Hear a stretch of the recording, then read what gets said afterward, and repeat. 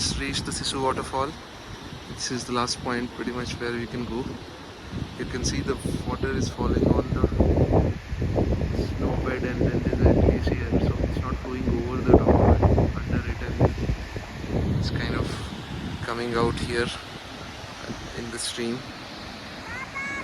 And again, we are at a pretty good height here. You can see the entire valley and village. There's few tourists like us who have trekked above here. Although it's a very common trekking point here, Sissu Waterfall, but a very beautiful valley and views here.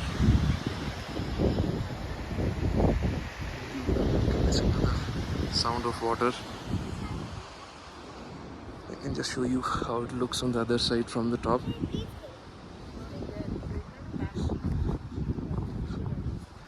So you can see